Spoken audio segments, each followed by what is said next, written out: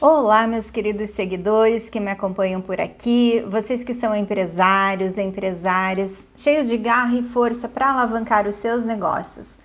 Vocês que não medem esforços e não se importam nem um pouquinho em sair da sua zona de conforto para fazer o que tem que ser feito e ter uma empresa lucrativa. Sejam todos muito bem-vindos a mais um vídeo. Muitos empresários, eles querem ter uma empresa muito lucrativa e de sucesso. Acredito que ninguém que esteja aqui me assistindo criou uma empresa com o intuito de trabalhar como escravo no seu próprio negócio, não é mesmo? Mas no final do mês quer resultados satisfatórios também, não é mesmo? E eu acredito que a maioria que está aqui decidiu empreender para ter uma vida mais equilibrada e também com melhores condições financeiras. Mas será que todo mundo que está aqui comigo hoje está disposto a pagar o preço para que isso aconteça? E eu vou falar para vocês, pessoal, todo mundo acha que é um preço muito alto, né, pagar para que se tenha sucesso na empresa, mas não é. É um preço muito mais baixo do que muita gente imagina. Por quê? Porque para ter uma empresa de sucesso e uma empresa lucrativa, você precisa aprender quais são as melhores estratégias de negócios para que isso aconteça, né? E eu estou aqui para ajudar vocês nessa jornada. Hoje eu quero começar esse vídeo, pessoal, com uma frase que ela faz muito sentido para mim e eu acredito que ela possa fazer também para muitos de vocês. Essa frase, ela é de autoria de Michael Gerber. Michael Gerber é autor do livro O Mito do Empreendedor. Inclusive, eu já recomendei a leitura dele lá no meu canal do Instagram. E a frase é a seguinte: crie processos extraordinários para que pessoas comuns possam produzir resultados extraordinários. E é sobre processos esse assunto que, ao mesmo tempo, é muito essencial. Muitos empresários fogem dele, igual o diabo foge da cruz, né? E é sobre isso que a gente vai falar no vídeo de hoje. Mas antes que eu comece o assunto, tem muita gente nova chegando por aqui. Então deixa eu me apresentar. Eu sou a Simone Bonin, eu sou especialista em gestão para pequenas empresas e eu estou aqui para ajudar você a não entrar naquela métrica das 60% de empresas que quebram nos primeiros 5 anos de vida. Gente, esse número realmente me incomoda e eu, no papel de educadora de gestores, eu quero muito contribuir para que essa métrica diminua e possa dar uma melhoradinha nos próximos anos. E eu ainda quero te pedir um favor. Aperta aí no botãozinho curtir para que o YouTube entenda que esse conteúdo é relevante e entregue para mais pessoas. Assim, mais empresários vão poder se beneficiar desses conteúdos assim como você. Quanto mais a gente doa para o universo, mais ele retribui para a gente, né? Então, vamos ajudar que mais empresários tenham acesso a essas informações tão importantes, né? E pessoal, também não se esqueçam de se inscrever no meu canal do YouTube e ativar as notificações para que semanalmente vocês possam receber mais vídeos com mais conteúdos que vão ajudar vocês a desenvolverem as empresas também. E agora voltando ao assunto, né, sobre a criação de processos, por que ter processos extraordinários é tão importante assim para a sua empresa? Mas antes, eu vou fazer uma pergunta para vocês. Você aí que tem uma empresa, pensa aqui comigo e veja o que você vai me responder. Vocês sabem que eu geralmente falo, o meu conteúdo é direcionado para pequenos empresários, mas eu já vi essa situação em muitas empresas grandes também. Então assim, você que é empresário, me responda. Em algum momento da sua jornada, você já se perguntou, já se pegou falando a seguinte frase: ai, os meus funcionários não colaboram. Ah, isso aqui tá uma bagunça. Tudo está errado nessa empresa. Aí, gente, seus fornecedores reclamam, seus clientes reclamam, vão embora, seus parceiros de negócios começam a sumir. Você consegue se identificar em alguma dessas situações que eu falei agora? E, gente, para começar, eu vou contar uma história para vocês para ilustrar um pouquinho esse caso, né? Eu gosto de exemplos e de histórias porque elas ilustram as situações de uma maneira que muitas vezes você pensa assim, poxa, essa pessoa tá falando para mim, né? A gente se vê naquela situação. Então, pessoal, essa história, ela é a parábola das contas vermelhas. A ideia dessa parábola, ela baseia-se na realidade de que o que prejudica os negócios é o controle dos trabalhadores e a inspeção da qualidade. E o controle e a inspeção da qualidade, no caso, seriam o papel que o supervisor executa dentro de uma organização, né? E essa parábola é um achismo? Não, pessoal, é pura estatística. O problema das empresas, né, o problema gerado está diretamente relacionado à falta ou à qualidade dos processos e não à execução deles. Essa parábola, pessoal, ela vem de um experimento que o Dr. Edward Deming, que ele é conhecido como especialista em gestão de negócios, e ele assessorou o Japão sobre reconstruir a sua indústria no pós-guerra mundial. Ele se tornou assim uma espécie de guru responsável pela revolução da qualidade japonesa. E a gente sabe, né, pessoal, que produtos japoneses, eles são de excelente qualidade, né? Então eles estão assim bem à frente em processos do que o resto do mundo, né? E o que foi esse experimento? O Deming, ele solicitava alguns voluntários para representar os trabalhadores. Então, no primeiro momento, ele pegou 6 voluntários para representar os trabalhadores. E, adicionalmente, ele escolheu mais 7 pessoas que seriam os responsáveis por supervisionar, inspecionar, verificar 2 vezes e registrar. E aí já começa a grande questão, né, gente? Tem mais gente supervisionando o processo do que pessoas executando o processo. E aí o equipamento que eles tinham para teste era um recipiente plástico com uma capacidade para 3.200 contas brancas e 800 contas vermelhas. E uma pá retangular com 50 furos era a única ferramenta dos trabalhadores. A pá, ela era submersa no recipiente de plástico e quando ela era levantada, ela ficava cheia de contas. E aí, assim, a administração, ela estabeleceu um índice de erro de somente 2 contas por pá.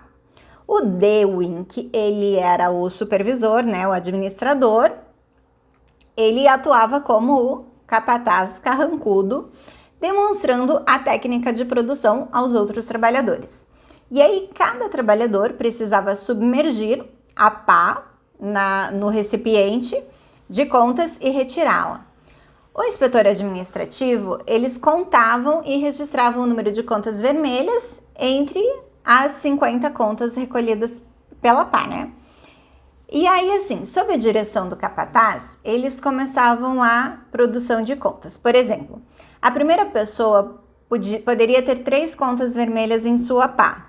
Mas aí, mais do que o estipulado, eles pensavam assim, o próximo não pode ter mais de 3 contas. Ninguém poderia superar esse número, né? Mas assim, por mais que o Dewing explicasse a técnica e falassem para os trabalhadores como eles deveriam fazer, mais e mais, cada vez eles tiravam mais contas vermelhas e superavam aquela margem de 2 que eles poderiam ter de erro, né? E aí, assim, o supervisor reclamava, o inspetor reclamava, falava que eles estavam fazendo o trabalho errado e que o desempenho deles era inaceitável. Aí, depois que os 6 trabalhadores cumpriram a sua tarefa, né, o Dewing, ele apresentou uma avaliação de desempenho de cada um. Cumprimentou os melhores pelo seu desempenho e os outros, ele falou assim que eles não eram qualificados o suficiente para executar o trabalho, né, a experiência que ele estava fazendo. E aí, assim, gente, considerando, né, a natureza técnica da produção das contas vermelhas, é óbvio que o desempenho de cada indivíduo, em um dado momento, ele deve-se inteiramente ao acaso, né? Porque é a mesma coisa você tá de olhos vendados e pegar um negócio lá, você não tá vendo, né, quanto que você tá pegando, você não controla isso, né? É uma experiência, uma recorrência do acaso, né? Então, assim, a maioria de nós, gente, nós presumimos que o acaso não é responsável pelas diferenças de rendimento individual no trabalho. Então, assim, com as contas vermelhas, nos deparamos com uma situação em que o acaso é responsável por 100% das diferenças no rendimento. E assim, eles repetiram o teste com outros trabalhadores, né, supostamente mais qualificados, Mas o resultado final não foi melhor. Por quê? Porque o processo não havia mudado, eles continuavam trabalhando com aquele acaso, né? E qual que foi a conclusão que o Dewey teve, né, com todo esse processo? O que ele quer mostrar é que no caso das contas vermelhas, e isso vale para muitas situações reais dentro das nossas empresas, os trabalhadores, eles não têm controle sobre a sua produção. Neste caso, a solução óbvia é gerenciar melhor o processo de matéria-prima que entra na fábrica, né? Então, se eles não queriam tantas contas vermelhas ali dentro do recipiente, eles deveriam reduzir essa quantidade de contas na hora que elas entrassem no recipiente, não na hora de retirar do recipiente, né? E esse tipo de melhoria no sistema, gente, ele é de responsabilidade da administração, né? E não dos trabalhadores que estão lá na produção. E o Demion, ele ainda aliou mais uma filosofia de gestão a essa questão. Ele fala assim, né? Ele enfatiza que a solução dos problemas com base na cooperação para a melhoria do processo. O que ele quer dizer com isso, né? Que o pessoal que está na operação, eles podem contribuir muito, né, para a melhoria dos processos, porque são eles que estão ali no dia a dia e eles, melhor do que ninguém, eles conhecem e sabem quais os problemas, né, que a produção apresenta. Então, isso chama-se, né, da colaboração da criação de processos, né? E qual que é a moral da história, gente, né? Nesse processo independente da qualificação do trabalhador, eles precisavam contar muito com o acaso para realizar um trabalho de excelência, independente da qualificação do trabalhador, porque não existia um processo bem definido para a execução daquele trabalho, né? O Mário Sérgio Cortella, ele tem uma frase, gente, muito interessante que a gente pode usar nesse contexto. E ele fala assim: a maioria dos problemas nos serviços e produtos deve-se mais a falhas na gestão do que ao descuido por parte dos trabalhadores.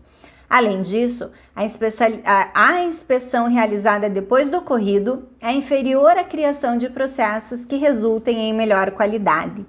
Então, assim, é muito descontrole na produção e muita inspeção, né?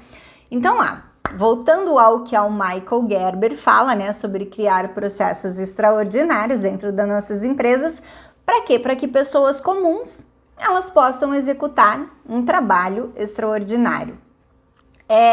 Somente pelo exemplo, né, gente, desse experimento das contas vermelhas, já é possível entender o que ele diz em resumo você pode ter os melhores funcionários, mas se os processos não forem excelentes, os resultados deles também não serão. Gente, e quando não há um processo para execução de um determinado trabalho, o que nós vemos em muitas empresas, né? Aí é o famoso controle de qualidade. Toda empresa tem um controle de qualidade, né? Mas o que acontece? Quando o processo não é bom, passa pelo controle de qualidade e aí volta, né? Aí você tem retrabalho pelos erros cometidos durante o processo de execução das tarefas. Mas assim, tudo isso poderia ser evitado se lá atrás você tivesse desenhado um bom processo e já feito um trabalho de qualidade desde o início, né? E assim, gente, além de trabalhos dos processos, né, bem desenhados pela administração, eu ainda gosto muito da filosofia do Dewey, que ele fala na cooperação da melhoria dos processos, porque às vezes a pessoa que cria o processo, que é da supervisão ou é da gerência, não é a pessoa que está no dia a dia. Por exemplo, assim, vou citar um exemplo de um call center, por exemplo. Tem lá, né, tipo as técnicas de atendimento, os passo a passos, os processos. Só que somente quem está ali na linha telefônica sabe quais as maiores reclamações, sabe quais os maiores problemas. Então, por que não identificar, né, lá no chão de fábrica, aonde são os maiores problemas e perguntar, né, para eles que sugestão você dá para resolver esse tipo de problema. Às vezes, quando o empresário ele sabe ouvir quem está ali na operação, ele sai ganhando muito, ele sai muito na frente dos outros porque ele consegue resolver o problema, né, com mais eficácia. E assim, gente, dá para citar um exemplo também da Toyota, né? O Dewey, ele fez um estudo lá, um experimento no Japão, né? E a gente sabe que a Toyota é uma empresa muito renomada, né? Justamente pela sua qualidade, né? E dentro da fábrica dela existem esses programas onde os funcionários da produção eles são incentivados, né, a dar ideia para a melhoria dos processos. Porque ali quem está na operação do dia a dia, né, é que realmente conhece os problemas inerentes, né, a cada processo. E assim, na Toyota, desde que esses processos, desde que esse sistema foi implementado, né, o percentual de recall e controle de qualidade, eles diminuíram consideravelmente, né? Por quê? Existe um ditado, né, gente, que atacar a causa do problema é diferente de remediar a solução, né? Então, às vezes você fica lá na ponta final do processo só remediando o que está saindo errado e você esquece de atacar a causa, sendo que se você ataca a causa do problema, esse problema ele deixa de existir, né? E é nisso assim que a metodologia de melhoria contínua Kaizen se baseia. Ela é tão falada nos dias de hoje, né? Às vezes as pessoas nem sabem o que significa, mas todo mundo já ouviu falar em Kaizen. Também tem a Lean Manufacturing, que ela é usada mais em indústrias, né? Para controle de qualidade. Mas assim, até agora a gente estava falando, né? De processos de empresas grandes. Agora, como eu vou implementar isso na minha empresa, que é uma empresa pequena, né? Vamos trazer esse assunto um pouquinho mais para o nosso mundo. E então, assim, gente, só que assim, presta atenção aqui. Quando a gente fala para um empresário, principalmente de uma pequena empresa, oi, você precisa implementar uns processos aí na sua empresa. Qual que é a primeira resposta que você, empresário, dá? Não é aquela coisa assim, ai, não tenho tempo, ai, esses meus funcionários são os incompetentes e aí eu tenho que fazer tudo sozinho, eu não dou conta disso, se não for eu nessa empresa, meu Deus, me livra, né, porque não sai nada. Como é que eu vou parar para pensar e desenhar algum processo se eu nem consigo respirar durante o dia? Não é essa a maioria das respostas que os empresários dão? Eles estão tão atolados no dia a dia, eles estão tão focados em fazer o operacional que eles não conseguem erguer a cabecinha deles e pensar numa melhor maneira de desenhar aquilo para que tudo saia corretamente, né? E eu garanto, gente, que tem muita gente aí assistindo e se identificando, né, com as frases que eu tô falando aqui. Vocês não estão? Me conta aí nos comentários. E por que vocês se identificam tanto com isso? Simplesmente porque o que eu estou falando é a mais pura verdade. Isso, gente, acontece diariamente no mundo dos pequenos empresários. E assim, há um grande erro nisso tudo, né? Onde está esse grande erro, né? E aí, assim, o pior de tudo, gente, é ainda escutar alguns empresários falando que o maior erro deles é ter contratado pessoas incompetentes. Que o erro é que a sua equipe não colabora. E aí, gente, é que mora o grande perigo. O empresário não reconhecer que o erro tá nele. E por que tá nele? Às vezes ele nem tá fazendo a coisa errada. Tipo, ele tá processando ali, fazendo o operacional correto, né? Mas ele tá errando porque ele não tá fazendo gestão, minha gente.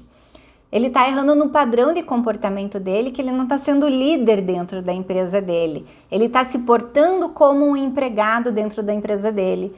E ele tá deixando essas questões de gestão, essas questões de estratégia de lado.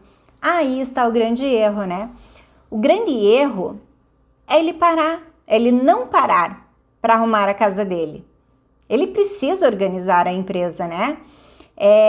E se ele, gente, não para nem para organizar processos, agora imagina que ele vai parar para organizar processos extraordinários, né? Mas, gente, eu vou falar uma coisinha aqui para vocês pensarem. É muito importante, prestem atenção. Se você não tem tempo de parar para organizar a sua empresa, uma hora ou outra vem a concorrência melhor do que você, mais estruturada que a sua empresa, e aí ela vai te parar. Só que aí ela vai te parar em um momento que você já não pode mais organizar a sua empresa, né? Você vai parar em um futuro próximo, mas com consequências muito piores, porque daí ela vai quebrar a sua empresa ou ela vai diminuir os seus lucros. Então, pessoal, se existe alguma coisa para ser organizada na sua empresa, pare agora e faça agora, antes que a concorrência te pare. Mas assim, pessoal, vamos falar agora sobre o papel que os processos representam dentro de uma empresa. Pensem aqui comigo e sigam o meu raciocínio. Vocês concordam que uma empresa, independente do seu tamanho, ela é uma instituição onde deve ter regras e normas e que não é possível que qualquer pessoa entre lá e saia fazendo o que der na telha? Isso parece óbvio, não parece? Mas não é o que acontece na maioria das empresas. E assim, gente, eu vou traçar um cenário bem claro do que acontece nas pequenas empresas. Então, assim, a pessoa abre a empresa sozinha porque ela quer empreender com algo que ela gosta ou por uma necessidade, como por exemplo, perdi o meu emprego, eu preciso empreender agora. Aí, essa pessoa ela trabalha horas e horas arduamente, dia após dia, para estruturar o seu negócio. Aí ela trabalha captando clientes, executando as atividades principais da empresa, seja ela uma produção de bens ou de serviços. Ela faz o trabalho operacional de pagar contas, ela cuida de toda a burocracia que uma empresa exige. Aí chega um belo dia, caracas, eu não aguento mais, eu preciso de alguém para me ajudar nessa empresa. Aí ele sai em busca de um funcionário. Aí ele faz alguns anúncios ou acaba contratando alguém por indicação. Gente, esse negócio de contratar por indicação é uma coisa muito comum dentro das pequenas empresas, né? A pessoa nem passa por um processo seletivo ali, porque o empresário ele prefere contratar alguém que já tem um histórico de confiabilidade, né? E aí, nesse momento também ele já quer uma pessoa que tem um pouco de experiência, afinal ele não vai ter tempo de parar e treinar essa pessoa, mas ele precisa daquilo desesperadamente porque ele não dá conta mais de fazer tudo sozinho. Beleza, gente, esse novo funcionário, ele chega na empresa e sem nenhum treinamento ele começa a fazer o trabalho. E logicamente, gente, ele vai fazer o trabalho da maneira que ele sabe. Esteja certo, esteja errado, mas se ele não tá recebendo treinamento, ele vai fazer o que ele sabe, né? Aí agora, esse empresário, né, com um pouco mais de tempo livre, afinal ele tem alguém ajudando, né? Ele vai conseguir captar outros clientes, vai aumentar um pouco a produção da empresa e vai aumentando o movimento, de repente esses dois funcionários, ele já, o proprietário mais um funcionário, né, que são duas pessoas, já não vão estar dando conta do serviço de novo. E aí ele vai contratar mais uma terceira pessoa e segue o fluxo, né? A contratação, a pessoa chega, ninguém treina, não tem processos para saber como que faz cada atividade. E assim vai, né, gente? E você já se identificou? Alguma vez você já passou por isso? E o que acontece, gente? Acontece um crescimento desordenado da empresa, né? Porque você vai contratando, sem o menor critério, sem o menor critério de contratação, sem o menor critério de execução de tarefas, né? Todo mundo tá fazendo seu trabalho da maneira que acha certa, estando certo ou não, e sem padrões de execução, né? Ou de qualidade. Com o passar do tempo, gente, o caos vai estar instaurado na sua empresa. Cedo ou tarde, isso vai acontecer, né? E agora, gente, vamos entender, assim, os prejuízos financeiros que essa falta de processos pode causar dentro da empresa, né? Então, assim, para exemplificar, eu vou pegar um exemplo de uma hamburgueria, né? Que não tem processos ou tem processos mal desenhados. Então, vamos lá, pessoal. Para quem tá de fora, parece muito fácil ter uma hamburgueria, né? Você vai ali, faz um sanduíche, vende sanduíche, tá tudo certo, né? Mas não é bem assim que acontece, né? Vamos supor, por exemplo, assim, dentro de um restaurante ou sanduicheria ou sei lá o quê, existem as fichas técnicas de alimento, né? Que é para calcular o custo individual, né, de cada unidade. E é um negócio super detalhado e preciso, e que se o empresário não souber fazer, ele vai tomar muito prejuízo, e eu vou explicar por quê, voltando lá ao exemplo da hamburgueria. Assim, o empresário ele cria um sanduíche lá e vai vender por R$ 20, supostamente, com uma margem bruta de lucro de 50%.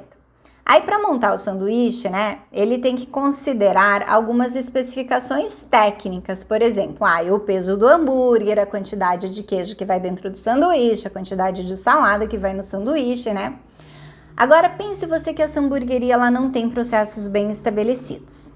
E aí, o funcionário vai fazer a preparação e ao invés de colocar 150 gramas de carne no hambúrguer, ele coloca 200 gramas. Ao invés de colocar 80 gramas de queijo, ele coloca 140. Tudo isso por quê? Porque não existe um processo definindo, né, como ele deve fazer um hambúrguer e como ele deve preparar o sanduíche, né?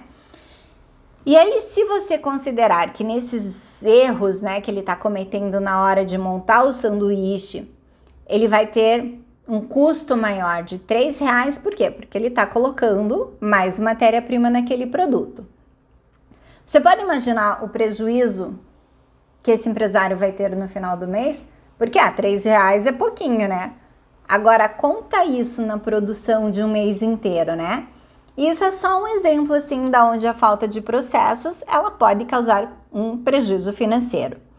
Aí, pior ainda, né, gente? Vamos para um outro exemplo de um restaurante, né? Você tem um restaurante lá que tem um prato super famoso, que é o carro-chefe lá do seu restaurante. Mas é você que prepara, né? Você é o dono do restaurante, é o chefe de cozinha e você prepara aquele prato maravilhoso. Você tem a sua freguesia fiel que vai lá no restaurante comer aquele prato com aquele sabor. Aí um belo dia, você não pode trabalhar.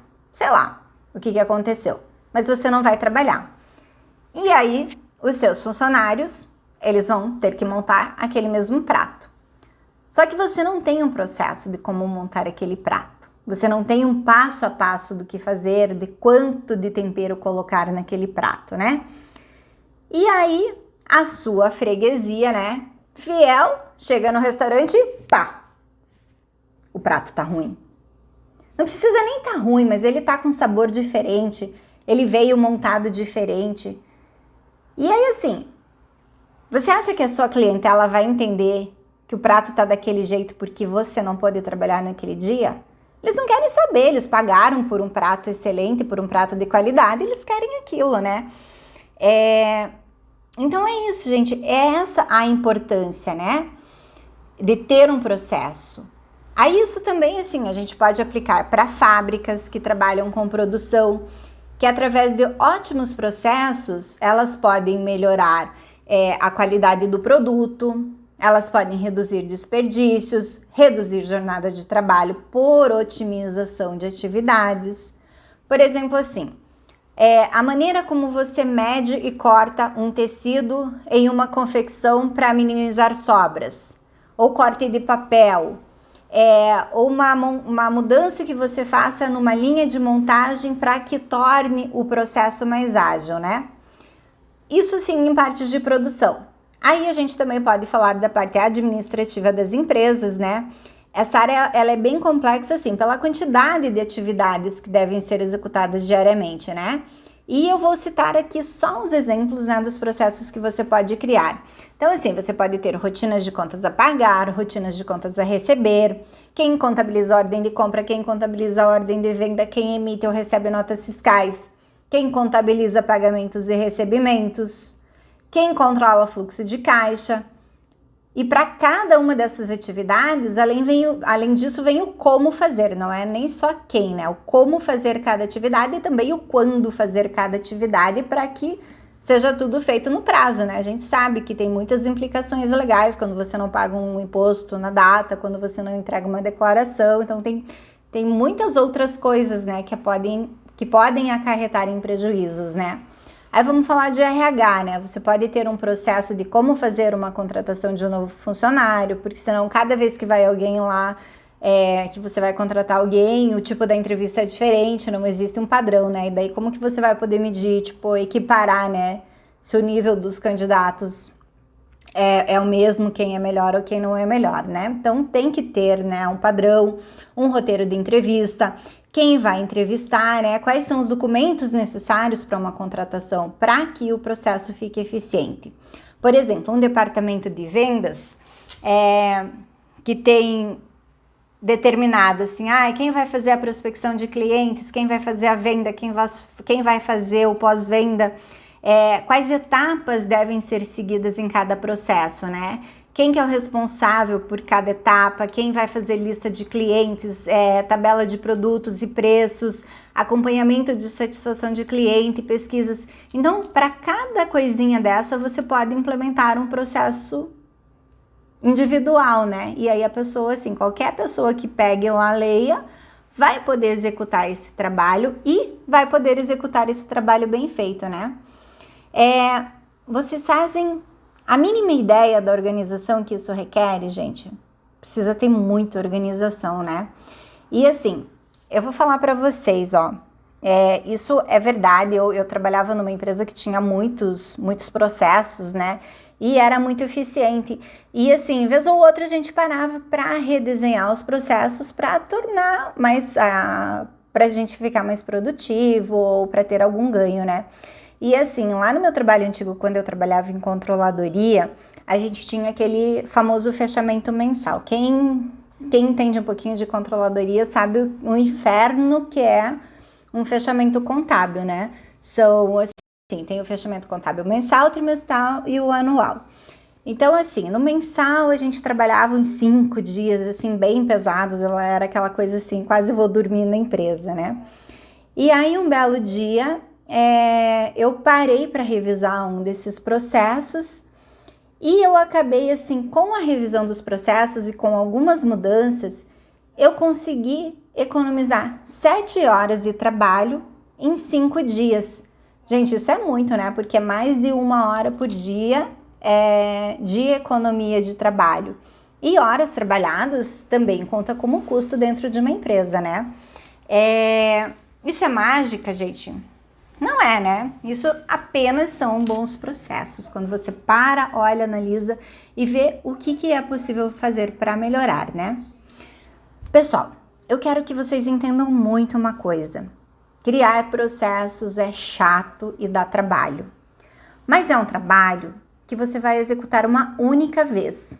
E a partir do momento, né, que você tem esses processos bem definidos e bem escritos, que você tem os teus colaboradores treinados para executar cada processo desses, os seus ganhos são inúmeros. Então assim, gente, ganha porque você não vai precisar criar processos a todo momento. Você cria uma vez só e depois você vai atualizando, fazendo melhorias. Mas a criação, que é a parte chata mesmo, você vai fazer só uma vez. E assim, você ainda pode pedir, né, para que os seus colaboradores auxiliem nesse processo, né, de melhorias. Porque como eu falei lá no início do vídeo, né, nada melhor do que quem está presente na operação do dia a dia, fazendo aquele trabalho, a pessoa que conhece aquele processo, ela é a melhor pessoa para indicar o que pode ser feito de melhoria ou não, né? Eles que conhecem os problemas do dia a dia. E aí, assim, gente, também ganha-se porque tem um aumento da qualidade no produto. Então, assim, um processo bem desenhado, ele vai minimizar erros e falhas na hora da execução. Aí ganha-se também porque se reduz o custo, né? Quando nós temos processos excelentes, os funcionários tendem a executar o trabalho corretamente, já na primeira vez, e isso evita o retrabalho, né? E agora sim, quando há processos extraordinários dentro de uma empresa também, você não precisa ter gênios trabalhando junto com você. Você precisa de pessoas normais que estejam bem treinadas dentro daquele processo que você estabeleceu, né? E assim, se você também tem processos excelentes no seu trabalho, o controle de qualidade exigido dentro da sua empresa é bem menor, né? Pois assim, teoricamente, tudo já está sendo feito corretamente no momento da execução, né? E vai demandar menos tempo para a conferência daquilo, né? E assim, O outro ganho que eu acho muito interessante é que quando você tem bons processos, você pode ter uma hierarquia mais linear dentro da tua empresa, ou seja, você não precisa de tantos chefes, né, conferindo, que às vezes você olha assim, como o exemplo lá que eu citei do estudo do Dewey, tinha mais chefe do que trabalhadores. Então, assim, quando você tem bons processos, você não precisa hierarquizar tanto, né? Você pode deixar mais trabalhadores e, assim, o supervisor ou o gerente, ele vai estar muito mais próximo daqueles trabalhadores, não vai ter, tipo, 5 chefes para 5 pessoas. E, assim, essa linearização, né, que a gente fala da hierarquia, ela é boa, sim, por quê? Porque dá um engajamento maior, né, entre os superiores e os subordinados. Isso é ótimo para o clima organizacional da empresa. Então, assim, pessoal, vocês conseguiram perceber a importância não só de ter processos, mas de ter processos excelentes dentro da empresa de vocês? Pessoal, eu quero muito, muito que vocês entendam uma coisa. No mundo dos negócios, não há espaço para erros. Cada vez que a gente erra, os nossos negócios eles sofrem muito com isso. Tem alguns que nem sobrevivem a determinados tipos de erros. Aí, gente, é prejuízo em cima de prejuízo. E assim, eu poderia passar dias aqui falando para vocês, né? E contando histórias de empresários que levaram o seu negócio à ruína justamente por não estabelecerem bons processos dentro da sua empresa, né? Nós ouvimos todo dia, né, histórias de empresários que quebraram 1, 2, 3 vezes, né, até aprender a fazer a coisa certa e ter sucesso e ter lucro dentro da sua empresa. Mas o que eu quero contar aqui para vocês, gente, é que você não precisa passar por todo esse processo tão doloroso, né, de ver o seu negócio ir à ruína. Você pode aprender a fazer isso da maneira certa antes de passar por essas dores. Eu quero que vocês entendam, pessoal, que empreender, além de requerer muita dedicação ao negócio, também requer estudo. Quando o empresário ele tenta acertar empiricamente, várias tentativas são necessárias até o acerto, né? E aí, por que você não aprender com quem já sabe, com quem já tem experiência? Que tal minimizar o risco da derrocada e construir um negócio organizado e de sucesso desde o início? Pessoal, eu estou aqui para ajudar vocês. Mas eu conto com vocês nessa jornada para fazer da sua empresa um lugar onde os seus colaboradores sintam um orgulho de pertencer a ela, onde haja prosperidade, crescimento para todo mundo. Bom, pessoal, de coração, eu espero que vocês tenham gostado desse conteúdo. Eu convido de novo vocês para que vocês curtam esse vídeo, para que ele possa chegar a mais empresários. E também não esqueçam de se inscrever no meu canal, vai lá, ativa as notificações, que semanalmente eu tenho colocado muitos conteúdos aqui que podem ajudar vocês nessa jornada que se chama Ser Empresário. Gente, um abração para todo mundo e até o próximo vídeo.